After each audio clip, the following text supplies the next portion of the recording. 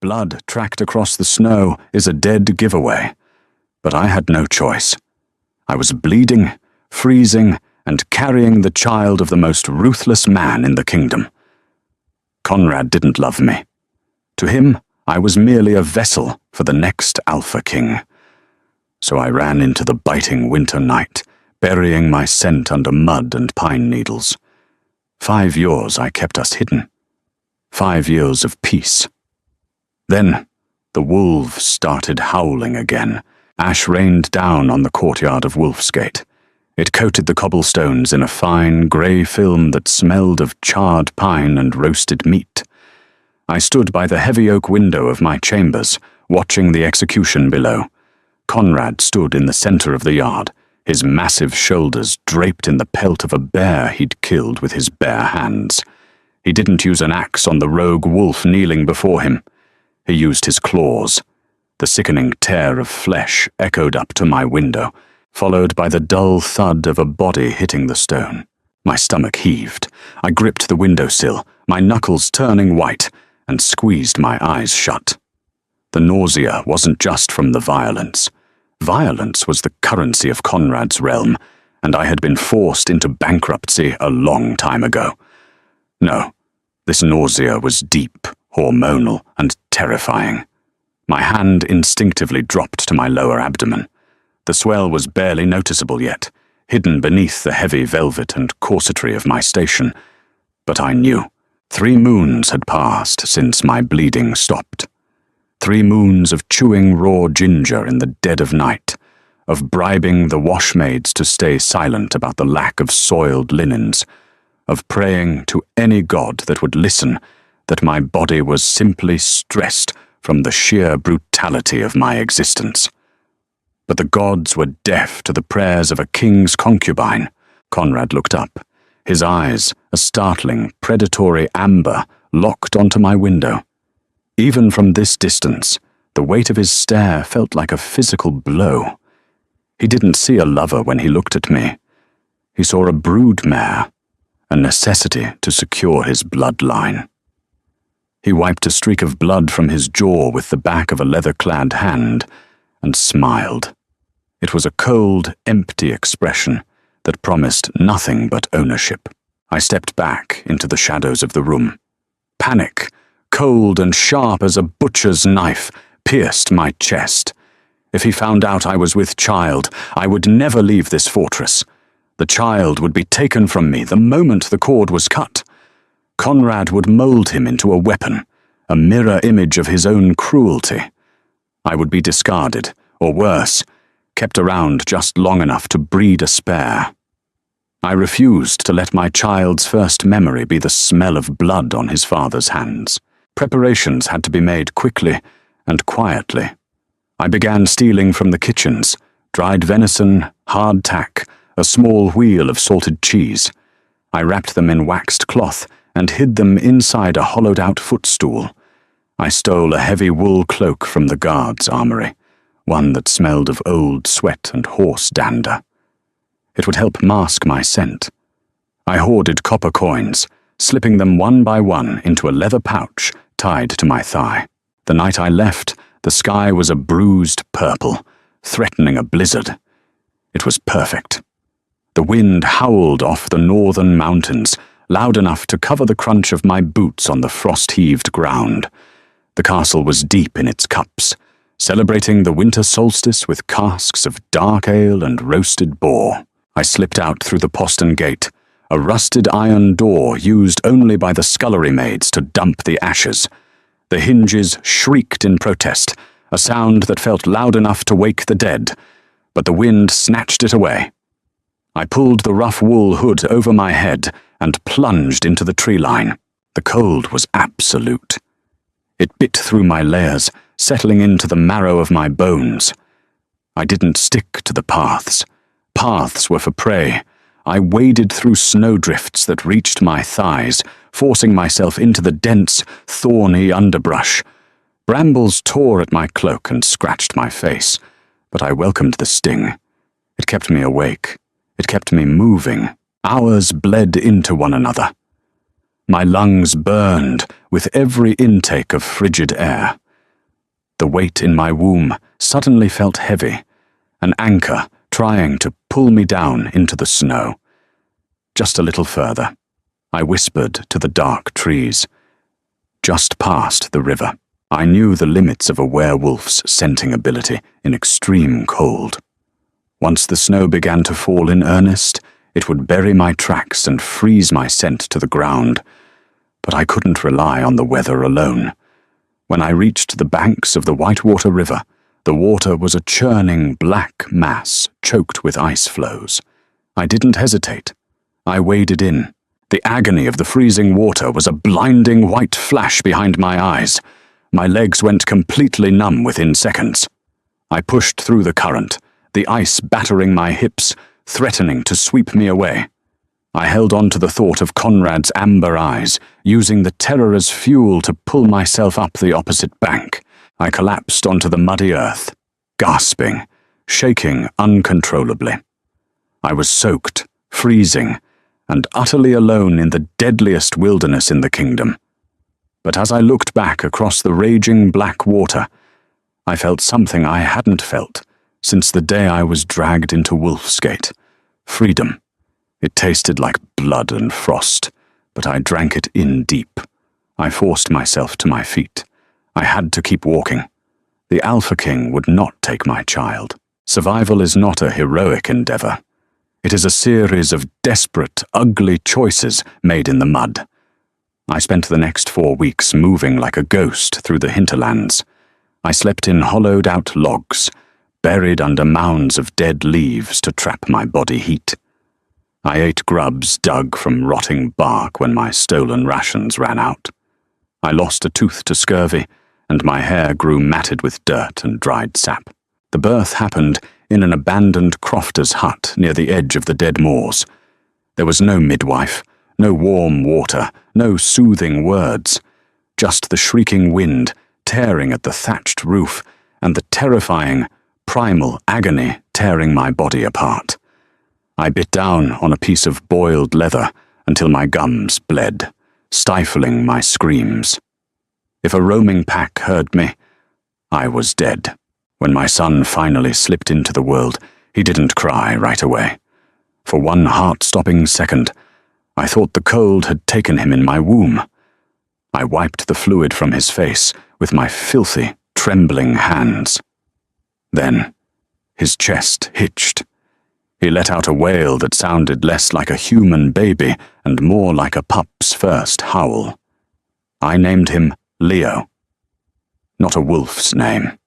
A man's name. 5 years later, the dirt beneath my fingernails was a permanent fixture.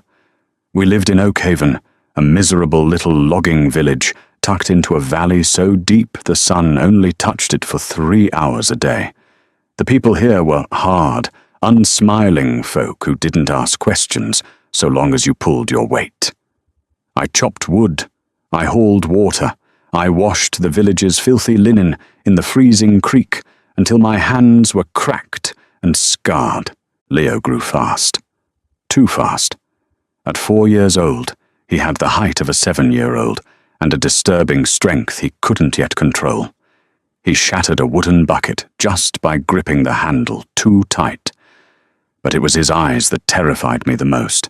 They weren't my dull brown. They were amber, bright, piercing, and entirely predatory. Every time he looked at me, I saw the ghost of the man I had fled. "Mama, look," Leo said one afternoon, holding up a dead rabbit by the ears. We were behind our small, drafty cabin. He hadn't used a snare. There was a single, precise bite mark at the base of the rabbit's skull. I snatched the rabbit from him, my heart hammering against my ribs. "How did you catch this, Leo?" I snapped, my voice harsher than I intended. He flinched, his small shoulders dropping. It was slow. I was fast. "We don't hunt with our teeth," I hissed, dropping to my knees and grabbing him by the shoulders. I shook him, just a little. "I told you. You use a knife. You use a trap. You never let anyone see you run on all fours. Do you understand me?" Tears welled in his amber eyes. "I'm sorry, Mama. I was just hungry." guilt, heavy and suffocating, washed over me. I pulled him to my chest, burying my face in his dark hair. He smelled like pine needles and dirt, a scent entirely his own. "I know, sweet boy," I whispered into his hair. "I know. But we have to be careful. The bad men are always looking." I buried the rabbit deep in the woods. I couldn't risk the village butcher recognizing the teeth marks. It was an exhausting, paranoid existence. I slept with a rusted iron dagger under my straw pillow. I memorized every face in the village. I watched the tree line like a hawk waiting for a field mouse. The illusion of safety shattered on a Tuesday. The village square was ankle-deep in freezing mud. I was hauling a basket of wet laundry toward the drying lines when I heard the heavy, rhythmic thud of destriers. War horses. Not the sway-backed nags the local merchants rode. I froze, the basket slipping slightly in my grasp. Through the freezing mist, massive silhouettes materialized. 5 riders. They wore heavy armor, the dark steel absorbing the weak light rather than reflecting it. But it was the banner, snapping in the cold wind, that made my blood run instantly cold. A snarling wolf's head, embroidered in silver thread on a field of pitch black, Ironhold, Conrad's personal guard.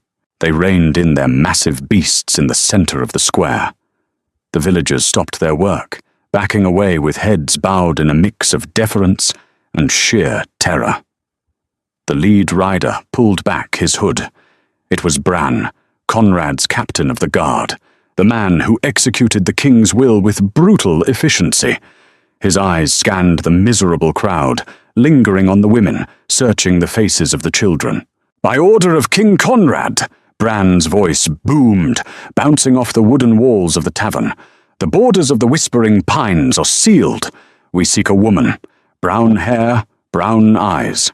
She harbors a stolen asset belonging to the crown." My lungs forgot how to pull in air. I dropped my chin to my chest, letting my damp, matted hair obscure my face, and turned slowly. I didn't run. Running triggers a predator's instinct to chase. I forced my legs to move at a steady, agonizingly slow pace toward the narrow alley between the blacksmith and the tanner's shop. "Get to the cabin," my brain screamed. "Get Leo, get the knife, run." I had been a fool to think I could outrun a wolf's memory. Conrad hadn't forgotten his property. He had just been waiting for the snows to melt, for the borders to clear, for a whisper of a child with amber eyes to reach his ears. The hunt wasn't over. It had only just reached my front door. Mud sloshed around my ankles as I turned down the alleyway, my breathing shallow and fast. I didn't run right away. A running woman draws the eye, and Bran had the eyes of a falcon. I forced myself to walk with the same beaten, exhausted gait as the other village women, keeping my head ducked, my wet hair clinging to my cheeks. The stench of the tannery hit me, a foul wave of ammonia and rotting flesh. I welcomed it. It meant I was out of the main square. Once I rounded the corner past the vat-keeper's shed, I dropped the heavy laundry basket. It hit the muck with a wet thud. I hitched up my heavy wool skirts and sprinted. My boots tore through the frozen slush. My lungs, already burning from the bitter air, seized with panic. Oakhaven was a small settlement, a miserable cluster of timber and thatch clinging to the side of a ravine. But the distance to my cabin at the far edge felt like leagues. I passed the baker's wife, who gave me a strange look, but I didn't stop to offer a polite nod. I burst through the door of my cabin. The hinges screamed. Leo was sitting on the woven rug near the hearth, carefully stacking pieces of split kindling. He looked up, his amber eyes wide, registering the wildness in my posture instantly. He didn't ask what was wrong. At 4 years old, he had already learned to read the shape of my terror. "Get your boots, Leo," I said. My voice was a harsh rasp. "Now," I didn't wait for him to move. I scrambled to the loose floorboard under my cot. My fingernails cracked as I pried the thick oak plank up. Beneath it lay a oiled leather rucksack I had packed 3 years ago and repacked every month since. It held flint, a skin of lamp oil, heavy wool socks, tightly wrapped bundles of dried venison, and a pouch of salt. I dragged it out, the leather stiff and cold in my hands. "Mama." Leo stood by the hearth, his small boots clutched to his chest. "We are playing the quiet game," I told him, closing the distance between us. I snatched the boots from his hands and shoved them onto his feet, my fingers fumbling with the stiff leather laces. "The hardest version we have ever played. You do not speak. You do not cry. You do not make a sound, even if it hurts. Do you understand me?" He gave a sharp, single nod. The gravity in his small face mirrored his father's chilling focus. It made my stomach twist, but I pushed the thought away. I grabbed handfuls of cold ash from the hearth. "Close your eyes."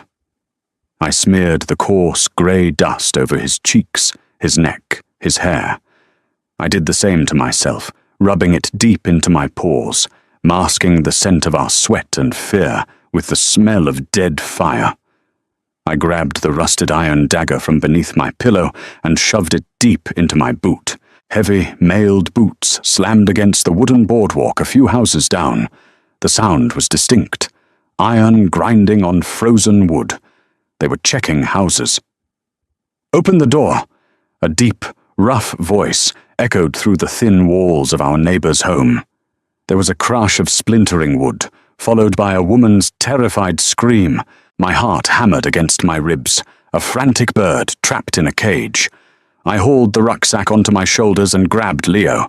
He was dense, his muscles packed tightly onto his small frame, but adrenaline fueled my arms. I hoisted him onto my hip. We couldn't go out the front. The back window faced a steep, muddy drop-off into a dense briar patch. It was our only way out.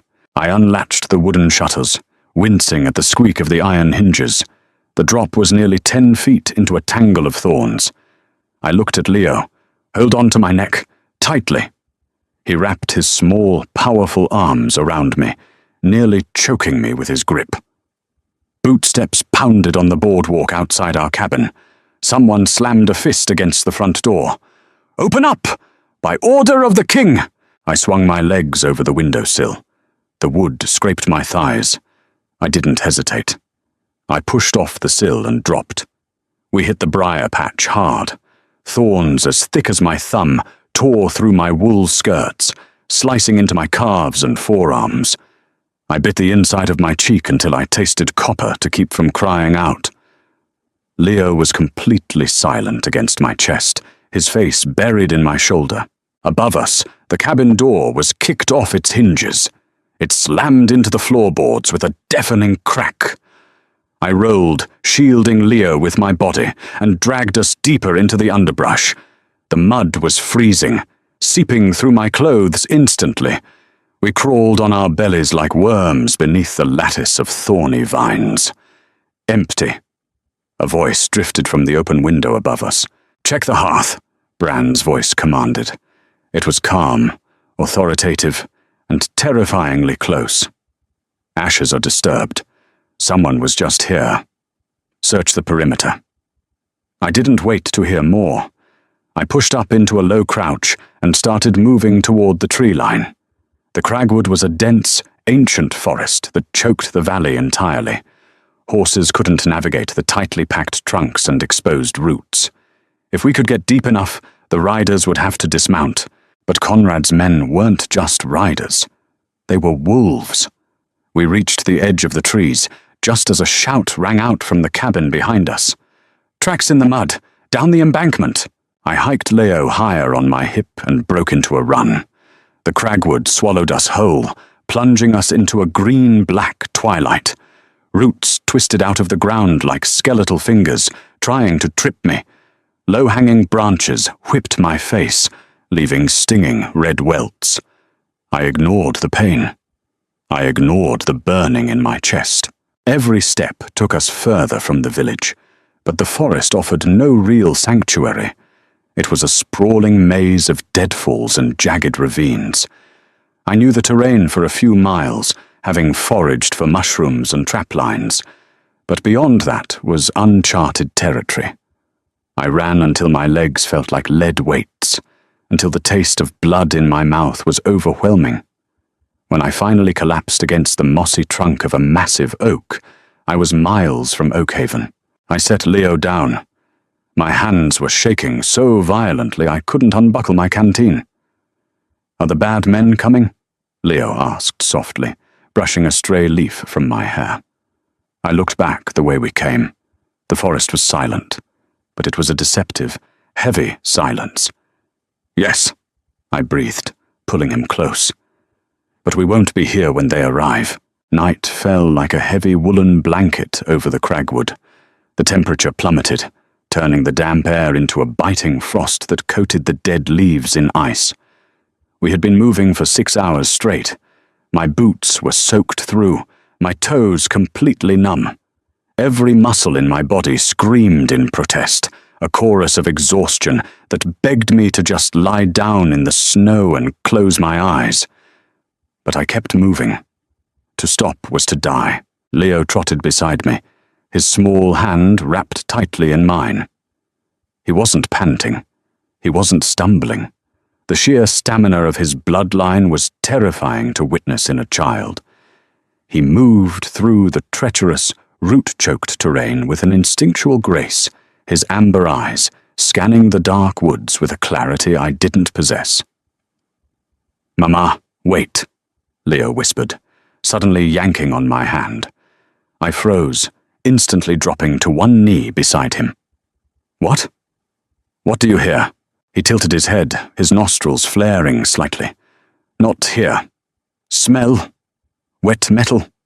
And anger." My blood turned to ice.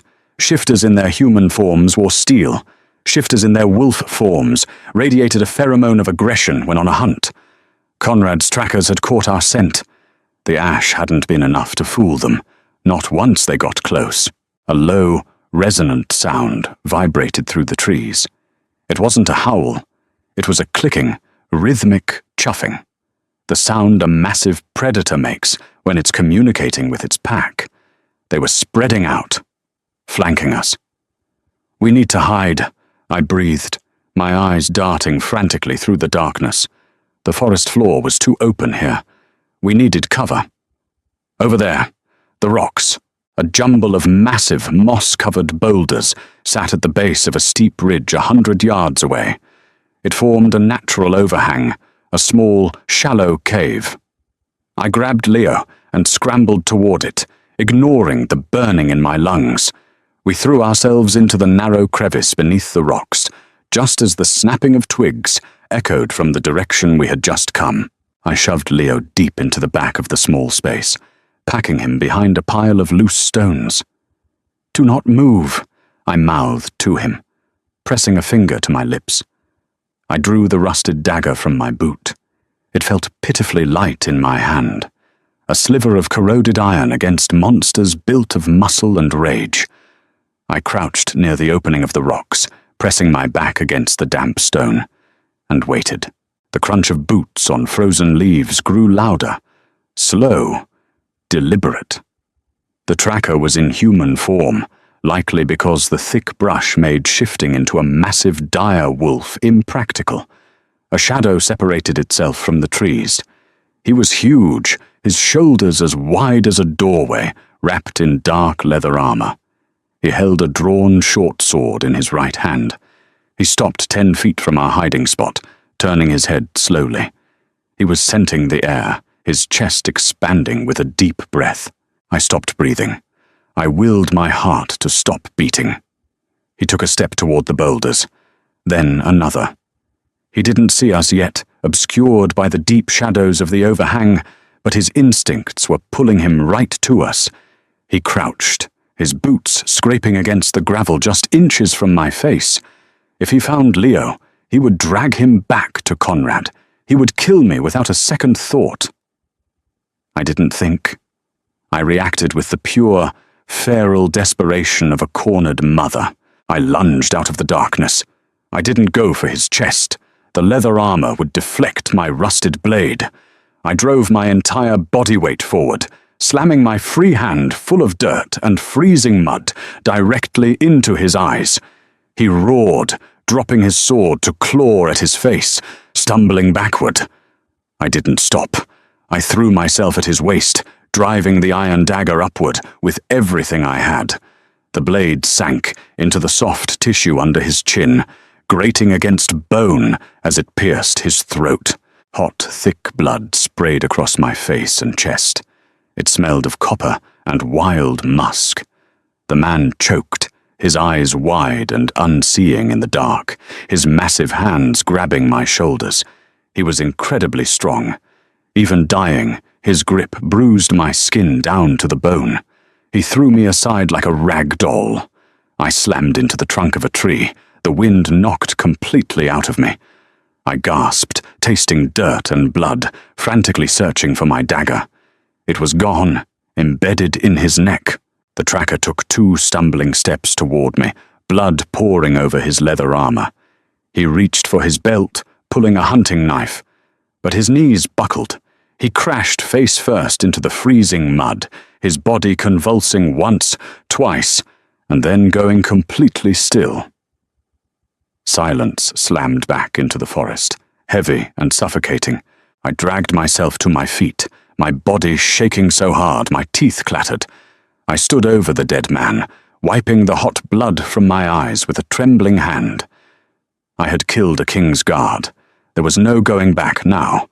Conrad would burn the entire continent to find me. Mama! I turned, violently flinching. Leo was standing at the edge of the rocks. He wasn't looking at me. He was looking at the dead man. He stepped closer, his small boots squelching in the bloody mud. "Leo, look away," I choked out, reaching for him. But he didn't look away. His amber eyes were wide, but they held no fear. No tears. He stared at the pooling blood with a cold, terrifying curiosity. For a split second, the moonlight caught his face, and my breath hitched. He looked exactly like his father. Conrad's heir wasn't just a title. It was a violently encoded instinct, and I realized with a sickening drop in my stomach that running might not be enough to save my son from the monster in his own blood. Panic is a luxury you cannot afford when you are hunted. I stared at the dead man in the mud, my chest heaving, the metallic stench of his blood filling my nose. Hot tears prickled at the corners of my eyes, but I forced them back. Crying wouldn't save us. Action would. I turned to Leo. He was still watching the corpse, his small face an unreadable mask. "Look at me," I commanded. My voice cracked, betraying my terror, but I cleared my throat and stepped into his line of sight. "Leo, look at me." He blinked, pulling his amber gaze away from the blood, and looked up at my face. "We do not speak of this," I said, gripping his small shoulders. "We do not remember this. Do you understand? We have to keep moving." He gave that same sharp, terrifyingly mature nod. I released him and dropped to my knees beside the tracker. My stomach rolled violently, threatening to empty the meager contents of my last meal, but I swallowed the bile.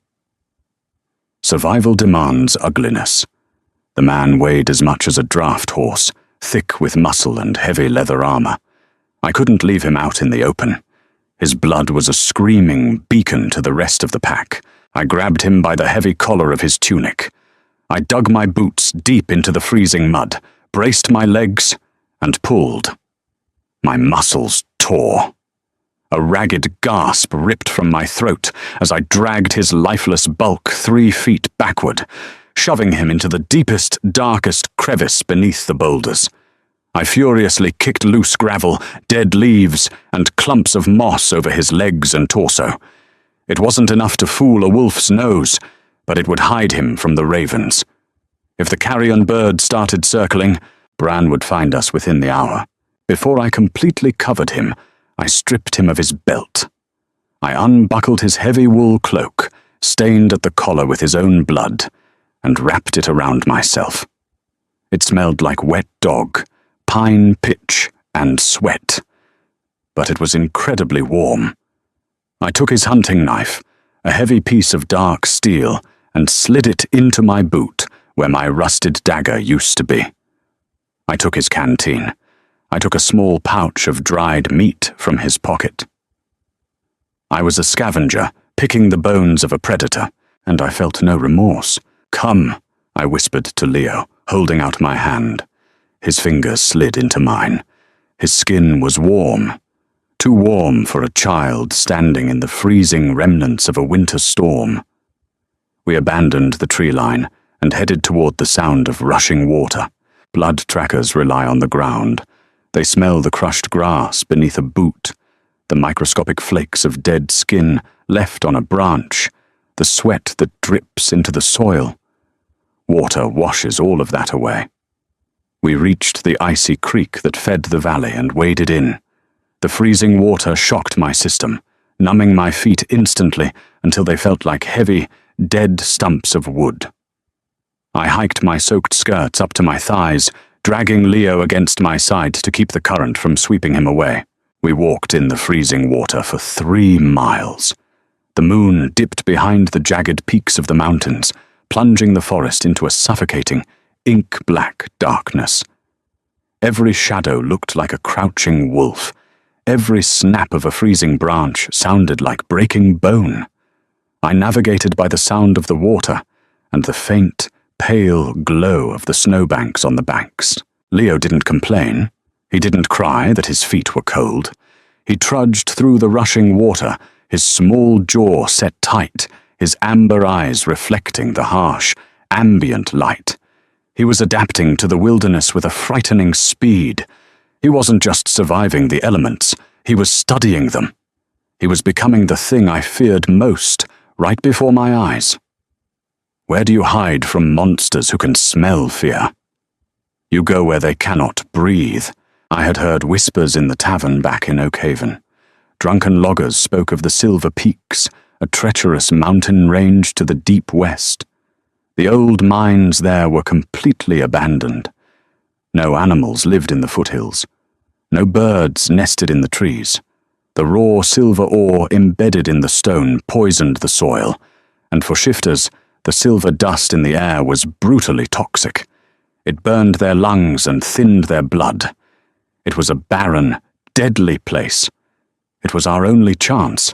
I forced us out of the water when the creek turned south. We had to head west. The terrain grew steeper, the mud giving way to jagged, shale-covered inclines that tore through the leather of my boots. My lungs burned with every breath. Exhaustion wasn't just a feeling anymore.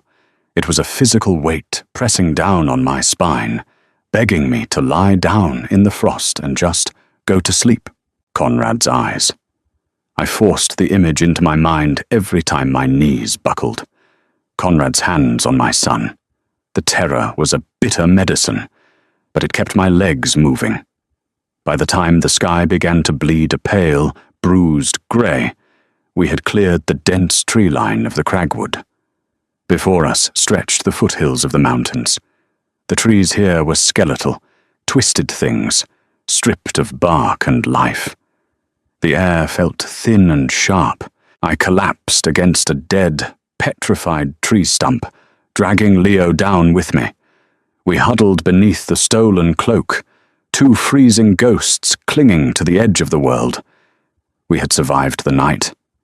But as I looked back at the sprawling, dark canopy of the forest below, I knew the hunt was only just beginning. Morning broke without warmth. The sky remained a solid sheet of bruised iron, heavy with the promise of a blizzard. We had rested for exactly 1 hour. Any longer, and the freezing temperatures would have stopped my heart. When I forced myself to stand, my joints screamed. The wet wool of my skirts had frozen stiff, slapping against my bruised legs like wooden boards. "Up, Leo," I croaked. My voice was entirely gone, shredded by the freezing air and dehydration. He didn't move immediately. He was curled into a tight ball beneath the bloody cloak. When he finally uncurled, a violent shiver racked his small frame. He sat up, and my heart slammed against my ribs. His nose was bleeding. A thin, dark trickle of red stained his upper lip. He rubbed at it with the back of his filthy hand, smearing the blood across his ash-covered cheek. He coughed, a dry, rattling sound that came from deep in his chest. "Mama, my throat hurts," he rasped. He sounded incredibly small, suddenly stripped of that unnerving, predatory maturity he had shown in the woods. He sounded like a 4-year-old boy. The air. We had reached the edge of the silver deposits. The microscopic dust blowing off the barren peaks was already working its way into his lungs. The very thing that would protect us from Conrad's pack was slowly poisoning my son. Guilt, sharp and suffocating, clawed at my throat. What kind of mother brings her child to a poison wasteland? The kind who has no other choice. "I know, sweet boy. I know," I whispered, dropping to my knees. I pulled my canteen from my hip, uncorking it with numb, clumsy fingers. The water inside was slush, half frozen. "Drink this. Just a little." He took a small sip, wincing as the ice-cold water hit his raw throat. "We are close," I lied, wiping the blood from his chin with the edge of my sleeve. "Just a little further up the mountain. Then we can rest.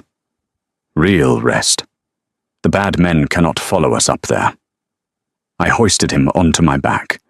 He was heavy, but his legs were too short to navigate the treacherous, jagged shale of the foothills. He wrapped his arms around my neck, burying his face into the collar of my cloak.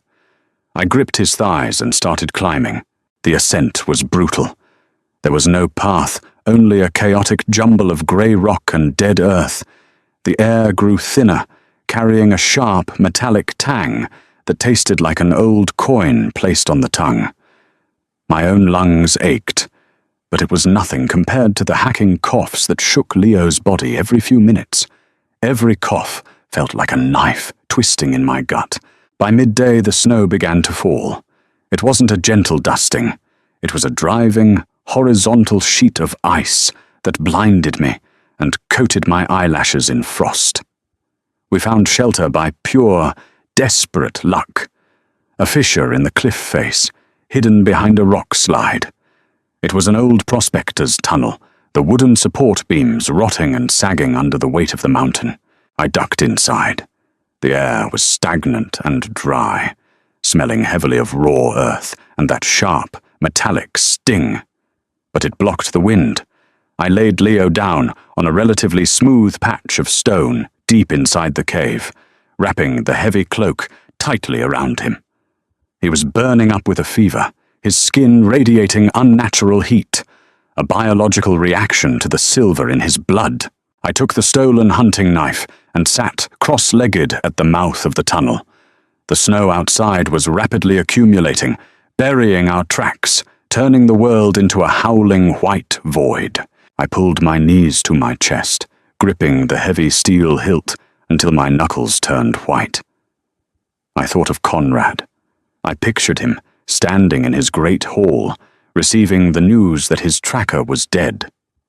A mere human woman had killed one of his elite guards. He wouldn't be enraged. He would be fascinated.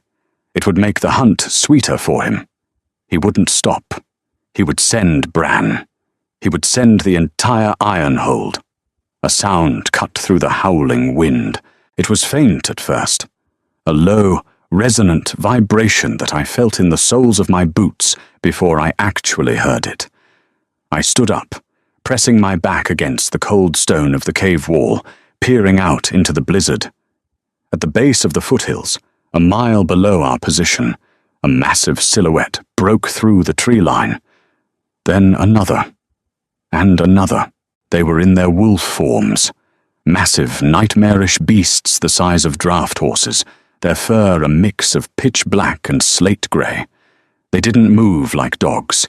They moved with coordinated military precision. There were a dozen of them, fanning out across the base of the mountain. In the center of the formation stood a lone figure in human form. He wore a heavy black fur cloak that whipped violently in the wind.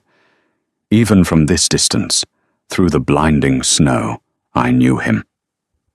Bran. They stopped exactly at the tree line. The wolves paced anxiously back and forth, snapping their jaws at the air, their hackles raised. They were scenting the metallic wind blowing off the peaks. They knew what was up here. The silver boundary. Bran looked up. He didn't know exactly which cave we were in, but he knew we were up there. He cupped his hands around his mouth, his magically enhanced voice carrying over the roaring wind, booming up the side of the mountain like thunder. "Nora!" I squeezed my eyes shut, clapping my hands over my ears. "You have nowhere left to run. The silver will kill the boy before the sun rises. Bring the king's son down, and your death will be quick. Keep him up there, and we will wait until you carry his corpse to us." I sank to the floor of the cave, pulling my knees tight against my chest. I looked back into the gloom. Leo was shifting restlessly, a soft, pained whimper escaping his lips. His nose was bleeding again. Bran wasn't lying. The mountain was a sanctuary, but it was also a tomb. We had escaped the wolves, only to lock ourselves in a cage made of poison. Silence is a liar. In the mouth of the prospector's tunnel, the silence told me we were safe from the wolves, but the rattling breath of my 4-year-old son told the brutal truth. Time was killing him. I sat beside Leo on the freezing stone, watching the fever cook his small body. The silver dust in the air was invisible, but I could taste its bitter, metallic edge on my own tongue. For a human, it was a harsh irritant. For a shifter, it was ground glass in the bloodstream. I pulled the stolen canteen from my belt. It was completely frozen.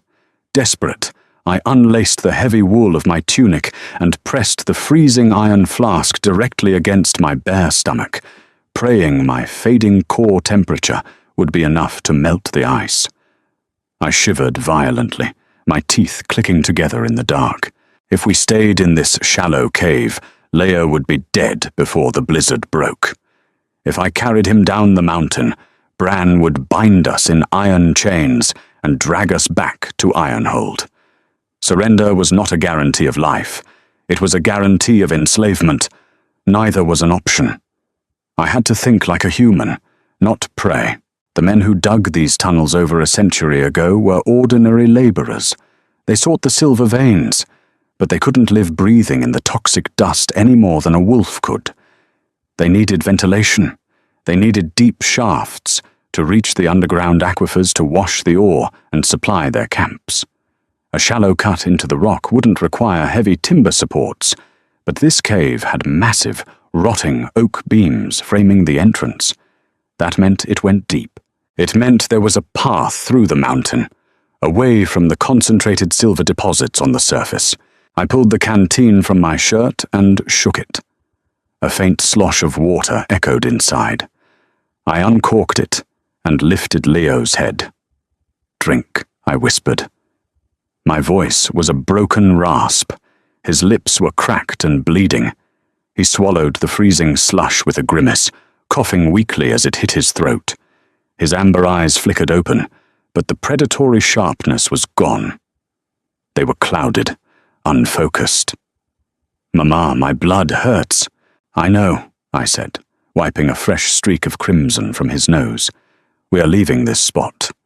We are going deep into the dark. You have to be brave." He gave a tiny, almost imperceptible nod. I stood up, leaving the heavy, blood-stained cloak wrapped securely around him. I needed my hands free. I walked deeper into the tunnel, running my bare hands along the freezing, jagged walls. 10 paces in, the ambient grey light from the blizzard, vanished completely. I was blind. I dropped to my hands and knees, sweeping the stone floor. It was thick with dust, rubble, and the scattered, petrified droppings of long-dead bats. My fingers brushed against something hard and cylindrical. A piece of wood. I traced its shape, finding a heavy iron band at one end. An old miner's torch. Hope is a dangerous thing, but I clung to it. I pulled the flint from my pouch. My hands were shaking so severely I struck my own knuckles twice, tearing the skin, before a spark finally caught the ancient, pitch-soaked rag wrapped around the wood. It flared to life with a loud hiss, casting a flickering, sickly orange glow against the tunnel walls. The light revealed a nightmare. The tunnel didn't just go straight back, it plummeted. A steep, narrow decline dropped away into the abyss. The wooden steps long since rotted into splintered teeth. The walls were shimmering with raw veins of silver ore, sparkling maliciously in the firelight. This was the source of the poison. We had to get past it, down to the bedrock where the water flowed. I returned to Leo and hoisted him onto my back. He felt limp, his chin resting heavily on my shoulder. I wrapped his arms around my neck and tied them together with a strip of leather torn from the hem of my skirts. If he passed out, I couldn't risk him slipping off into the dark. I held the torch in my right hand and the heavy hunting knife in my left. "Hold on," I told him. I stepped over the lip of the decline. The descent was agonizing. The rotted wood of the stairs crumbled under my boots, forcing me to kick steps into the loose shale and packed earth. Every jolt sent a spike of pain up my spine. The air grew steadily colder, but it also grew heavier. The metallic taste began to fade, replaced by the damp, earthy smell of deep subterranean rock. We climbed down for what felt like hours. My legs trembled uncontrollably. The muscles in my calves burned, screaming for rest, but I ignored them. I focused on the sound of Leo's breathing. It was still shallow, still wet, but the coughing fits were spacing out. We were leaving the worst of the silver behind. Suddenly, the narrow shaft opened up. I stepped off the final, crumbling ledge, and my boots hit solid, flat stone. I held the torch high. We were standing on the edge of a massive natural cavern. The ceiling was lost in the gloom above. Stalactites hung like giant stone spears. But it was the sound that brought tears of pure, desperate relief to my eyes. Rushing water. A deep, black subterranean river tore through the center of the cavern, churning violently against the stone banks. Water meant an exit. It meant the mountain was hollowed out, carving a path entirely under the silver peaks to the valleys on the western side. I lowered Leo to the ground. He slumped against the damp rock wall, his chest heaving. The fever was still burning him alive, but his nose had stopped bleeding. I knelt by the river, cupping the freezing, pure water in my hands, and brought it to his lips. "Drink," I urged. "Wash it out." He drank greedily, the cold water soothing his raw throat. For a brief second, I let myself believe we had won. We had beaten the mountain. We had outsmarted the Alpha King's hunters. Then, a pebble skittered down the shaft behind us.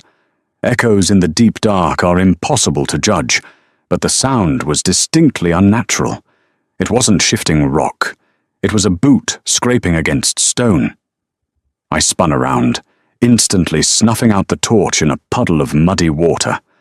Plunged into absolute pitch black, my senses dialed up to a painful degree. I held my breath, gripping the heavy steel of the hunting knife until my knuckles ached. Above us, in the narrow shaft we had just descended, a heavy weight shifted. Loose gravel rained down, splashing into the river. They followed us. My mind raced, frantically calculating the impossible. Pure-blooded wolves couldn't survive the silver concentration at the cave mouth. Their lungs would hemorrhage before they took 10 steps. But Conrad's pack wasn't just pure bloods. He employed half-breeds, bastards born of human women who possessed neither the ability to shift nor the overwhelming strength of a true wolf, but retained the heightened senses and a partial immunity to silver. Bran had sent a hound into the burrow. "I can hear your heart beating, little bird." The voice drifted down the shaft, echoing off the cavern walls. It was a male voice, raspy and arrogant. A half-breed named Harlan. I remembered him from the courtyard at Wolfsgate. He was a cruel, rat-faced man who enjoyed breaking the fingers of the scullery maids when they displeased him. "The king wants the pup alive," Harlan called out, his boots crunching slowly down the final steps of the decline. He was lighting his own way. A faint yellow glow began to bleed into the cavern. But he didn't say what condition I had to bring the mother back in. "You've caused us a lot of trouble, Nora. Bran is furious. The snow is freezing his pure-bred balls off." I didn't answer. I knelt beside Leo, my hand clamping firmly over his mouth to muffle his ragged breathing. I pressed my lips to his ear. "Do not make a sound," I breathed, barely moving my lips. I grabbed the leather strap binding his arms, untied it, and shoved him into a narrow recess between two massive stalagmites near the river's edge. I draped the dark wool of my torn skirts over him, hiding him in the shadows. Harlan stepped off the ledge, holding a flickering oil lantern high. In his other hand, he held a cruel, curved skinning knife. He was a large man, though not as massive as a true shifter, wearing boiled leather armor and a thick scarf wrapped around his mouth and nose to filter the remaining silver dust. He swung the lantern, illuminating the edge of the rushing black river. He didn't see me yet. I was pressed flat against the damp stone, 10 feet to his left, enveloped in the heavy shadows outside the lantern's reach. "Come now," Harlan sneered, stepping closer to the water. He kicked a loose rock. "There's nowhere to go. That river goes underground for another 5 miles before it hits daylight. You jump in there, you drown in the pitch black. Just hand over the boy." I tightened my grip on my knife. I couldn't outrun him. The terrain was too treacherous, and Leo was too weak to carry in a sprint. If Harlan found the boy, he would slit my throat and take him. This had to end here, on the edge of the black water. I didn't wait for him to find me. I pushed off the stone wall. I didn't scream. I didn't announce my attack. I moved with silent, lethal intent, closing the distance in 3 long strides. Harlan heard the splash of my boots in the shallows. He spun around, raising his lantern just in time to illuminate the descending arc of my blade. I aimed for his neck, but he was fast. A half-breed's reflexes were still vastly superior to a human's. He blocked my strike with the heavy iron base of his lantern. The glass shattered violently, extinguishing the light and plunging us back into the suffocating dark. He lunged forward, slamming his shoulder into my chest. The impact knocked the breath from my lungs and sent me crashing backward into the freezing river. The current instantly tore at my legs, threatening to drag me under. Harlan didn't hesitate. He waded in after me, guided by the sound of my thrashing. His hand shot out in the dark, his thick fingers tangling in my wet hair. He yanked my head back with a brutal force, pulling my throat taut. I felt the cold, sharp edge of his skinning knife press against my carotid artery. "Stupid bitch," he hissed, his hot breath smelling of stale meat and chewing root. "I'm going to enjoy this." I didn't thrash. I didn't pull away. I let him think he had won. I let my body go completely limp, sinking slightly under his grip. As his grip shifted to accommodate my dead weight, I struck. I didn't use my knife. I drove my knee upward with every ounce of kinetic energy left in my exhausted body. I aimed squarely between his legs. Harlan let out a strangled, high-pitched gasp. The knife slipped from my throat. His grip on my hair loosened just enough for me to twist violently away. I lunged forward in the pitch-black water, tackling him around the waist. We crashed beneath the surface of the freezing river. The cold was paralyzing. The current battered us against submerged rocks. Harlan thrashed wildly, his heavier bulk giving him the advantage. He punched me blindly, his fist connecting solidly with my jaw. White lights exploded behind my eyes. I was losing my grip. I was drowning. My hand brushed against the heavy leather of his belt. I felt the iron buckle. I felt the sheath of his dagger. I didn't pull away. I pulled myself toward him. I grabbed the thick collar of his boiled leather armor with my left hand, anchoring myself to him in the churning water. I brought my right hand up, the heavy hunting knife still locked in my grip. I drove the blade deep into the soft tissue under his ribs. Harlan screamed, a muffled, bubbling sound that was instantly swallowed by the rushing river. He convulsed, his hands clawing uselessly at my face in the dark water. I twisted the heavy steel handle, dragging the blade upward through his diaphragm. He went rigid, then his body went completely slack. I released his collar and kicked away, breaking the surface of the water with a gasping, ragged breath. I dragged myself onto the rocky bank, my chest heaving, coughing up freezing river water. I lay there in the absolute darkness. Listening, there was only the sound of the rushing water. Harlan's body was gone, swept away into the subterranean deep. I lay in the dark, battered, freezing and bleeding from a dozen cuts. I was turning into a butcher, carving my way through men just to keep my child breathing. I pushed myself up onto my hands and knees, ignoring the agonizing throb in my jaw. "Leo," I croaked into the blackness. A small, warm hand found my shoulder in the dark. Leo had crawled out of his hiding spot. He wrapped his arms around my wet, freezing neck. He didn't ask what happened. He didn't cry. "I'm here, Mama," he whispered in the dark.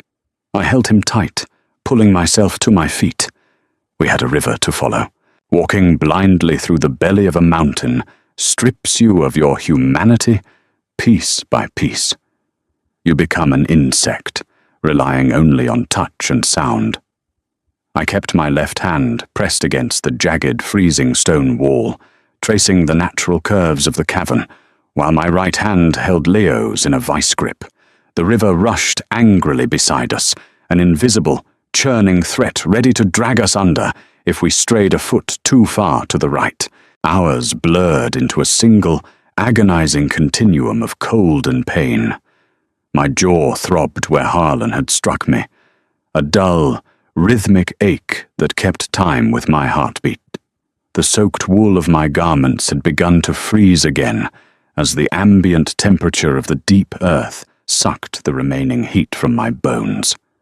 I was moving on borrowed time, fueled by a terrifying cocktail of adrenaline and maternal instinct. Leo, however, was changing. As we put miles between us and the toxic silver dust of the upper peaks, his ragged breathing smoothed out. The fever that had been cooking his blood dissipated into the damp cave air. His hand, gripped tightly in mine, no longer felt weak.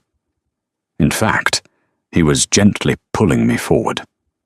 His shifter biology, freed from the poison, was knitting him back together at a terrifying speed. In the absolute dark, where I was practically helpless, my 4-year-old son was navigating the uneven, treacherous stone floor with the sure-footed grace of a predator. "Watch your step, Mama," he whispered into the blackness. Big crack in the floor. I paused, tapping my boot forward. Sure enough, a wide fissure split the stone path, deep enough to snap an ankle. I stepped over it, my stomach tightening. He wasn't guessing. He could see in this pitch-black hellscape. His eyes were adjusting, tapping into a nocturnal lineage that belonged solely to the man hunting us. I was raising a weapon, and it was sharpening itself against the whetstone of our survival. Eventually, the heavy, suffocating air began to thin. A faint breeze brushed against my wet cheek, carrying the scent of damp earth, decaying leaves, and pine sap. It was the smell of the living world. A pinprick of pale, greyish-blue light broke the darkness ahead. It was so faint, I thought my exhausted brain was hallucinating. But Leo dropped my hand and ran forward.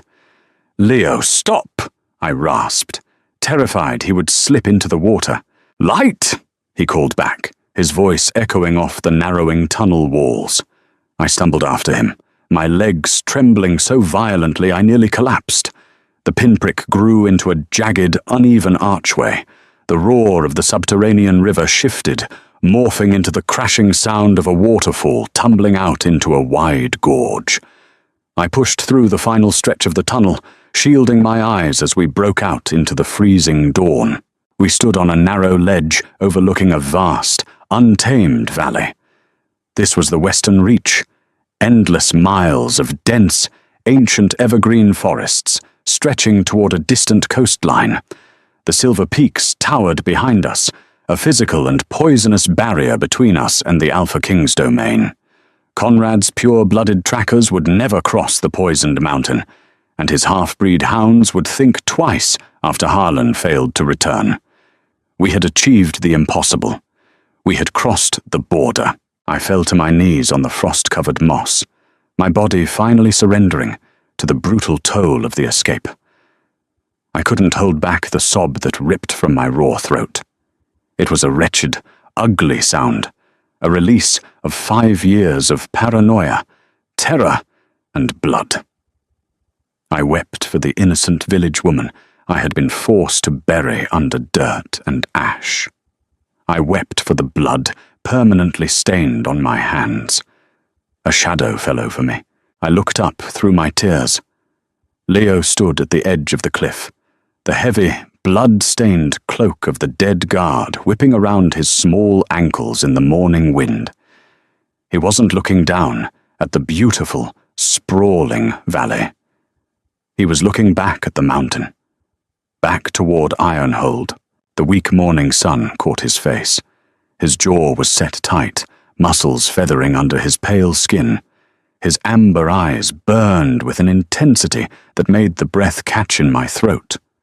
There was no fear in him, no relief, just a cold, calculating stillness. "They won't stop," he stated. It wasn't a child's question. It was an alpha's assessment. "No," I whispered, wiping the grime from my face. "They won't." He turned back to me, the golden hue of his irises cutting through the cold morning mist. "Then we have to get stronger, Mama. Strong enough to kill the king." A chill that had nothing to do with the winter air settled deep into my marrow. I had dragged my son through hell to save him from becoming a monster. But as I stared at the chilling reflection of Conrad in Leo's eyes, I realized the bitterest truth of all. You cannot outrun blood. The Alpha King was already inside him. My war wasn't over. It had just changed battlegrounds. Thank you so much for journeying through the dark, freezing wilderness with Nora and Leo. If your heart raced during their deadly escape through the mountain, or if Leo's chilling final realization left you speechless, please hit that like button. We put our souls into crafting these deeply human, intense survival stories, and your support means everything. What do you think Leo will become? Will Nora ever truly be free of the Alpha King? Drop your theories in the comment section below. Don't forget to share this video with your fellow fantasy and dark romance lovers, and make sure to subscribe and ring the notification bell so you never miss out on our next thrilling tale. See you in the next one.